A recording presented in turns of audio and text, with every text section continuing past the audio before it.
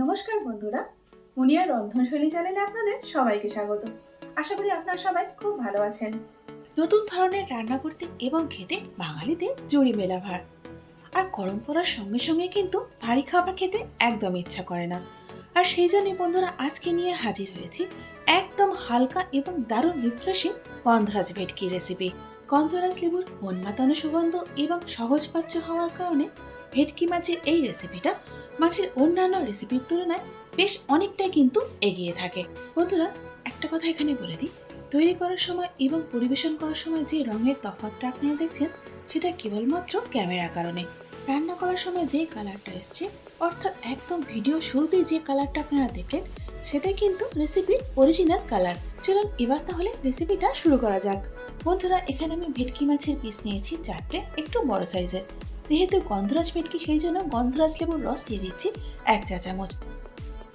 এরপর এখানে দিয়ে দিচ্ছি হাফ চা চামচ গোলমরিচের গুঁড়ো। এর সাথে নুন দিয়ে দিচ্ছি প্রয়োজন মতো। এখন দিয়ে দিচ্ছি কর্নফ্লাওয়ার 1 টেবিল চামচের কিছুটা কম। এবার সমস্ত উপকরণ মাছগুলোর সঙ্গে ভালো করে মাখিয়ে নেব। এখানে সমস্ত কিছু মাছের সঙ্গে খুব ভালো করে মাখিয়ে নিয়েছি। এবার মাছগুলোকে 15 মিনিট ম্যারিনেট হতে রেখে দেব। এখন মাছগুলো ভেজে নেব, তবে তার আগে একটা কথা বলে দিই, আজকে রান্নাটা কিন্তু সাদা তেলে করতে হবে, এটা কিন্তু সর্ষের তেলে হবে না। কড়াইতে দিয়ে দিচ্ছি 3 টেবিল চামচ সাদা তেল আর 1 চা চামচ ভর্তি করে ঘি। তেলটা গরম হয়ে গেছে, এবার একে একে মাছের পিসগুলো আমি দিয়ে দেব। মাছগুলো কড়াতে দেওয়ার সাথে সাথে কিন্তু খুব ছিটকাচ্ছে, সেই জন্য এখন হালকা করে ঢাকাটা দিয়ে দিচ্ছি।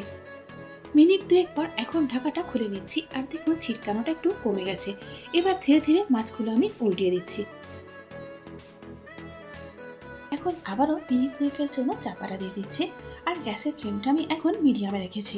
দেখুন বন্ধুরা, এখানে মাছগুলো আমি উল্টে পাল্টে ভেজে নিয়েছি। এবার এগুলোকে আমি তুলে নেব। তবে যখন গন্ধরাজ ভেটকি করবেন বন্ধুরা, একটা কথা খেয়াল রাখবেন, এখানে অন্যান্য রেসিপির মতো মাছগুলো কিন্তু খুব কড়া করে ভাজা যাবে না। যখনই হালকা লাল রং ধরতে শুরু করবে তখনই তুলে নিতে হবে।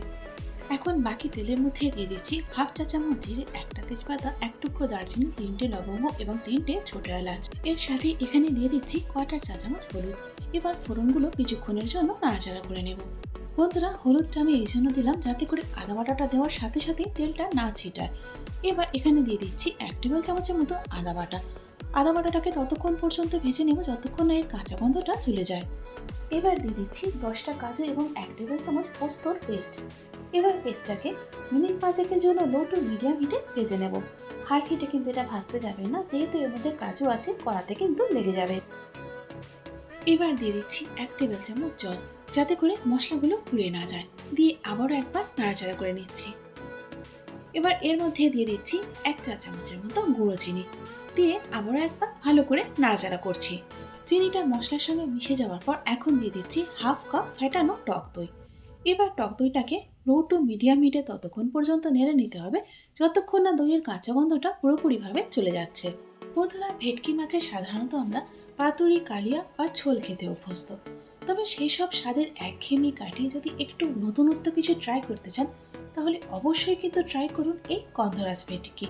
মন মাতানো সুগন্ধ এবং স্বাদের জন্য এই গন্ধরাজ ভেটকির কিন্তু জুড়ি মেলা ভার। যাই হোক, কথা বলতে বলতে মশলাটা ভালো মতোই কষা হয়ে গেছে, আর দেখুন তেলটা উপরে ভেসে উঠেছে। এবার এর মধ্যে দিয়ে দিচ্ছি 1 টেবিল চামচ কাঁচা লঙ্কা বাটা। এখানে কিন্তু কাঁচা লঙ্কাটাই দিতে হবে।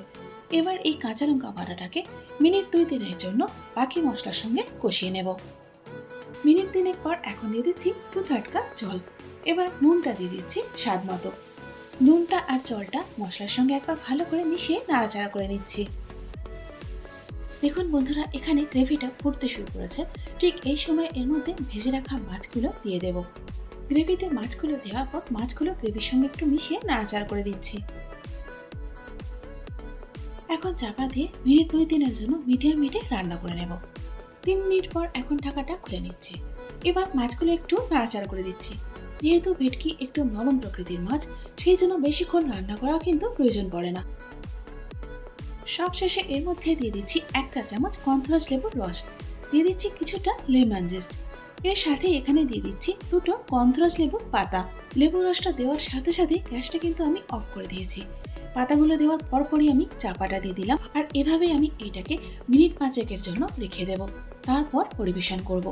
দেখুন বন্ধুরা, এখানে গন্ধরাজ ভেটকি আমি পরিবেশন করে দিয়েছি। আর কড়ার ঢাকাটা খোলা মাত্রই চারিদিক গন্ধরাজ লেবুর গন্ধে একদম মম করছিল। বন্ধুরা, এই গন্ধরাজ ভেটকি কিন্তু দুভাবে করা যায়। একটা এভাবে গ্রেভির মতো করে, আর একটা ভাপা। যদি আপনারা সেই ভাপা রেসিপিটা দেখতে চান তাহলে আমাকে কমেন্টস করে জানাতে পারেন। বন্ধুরা, আশা করি আজকের এই গন্ধরাজ ভেটকির রেসিপিটা আপনাদের ভালো লেগেছে। যদি ভালো লেগে থাকে তাহলে একটা লাইক করে দিন, আর তারই সাথে বন্ধু বান্ধব এবং আত্মীয় পরিজনের মধ্যেও শেয়ার করে দিন। আর এইরকমই সহজ ও ঘরোয়া রান্নার রেসিপির জন্য আমার চ্যানেলটাকে সাবস্ক্রাইব করে আমার পাশে থাকুন। তার সাথে বেল আইকনটা প্রেস করে দিন, যাতে করে আমার পরবর্তী ভিডিওর আপডেটটা সবার আগে আপনি পেয়ে যান। এতক্ষণ সঙ্গে থাকার জন্য অনেক ধন্যবাদ।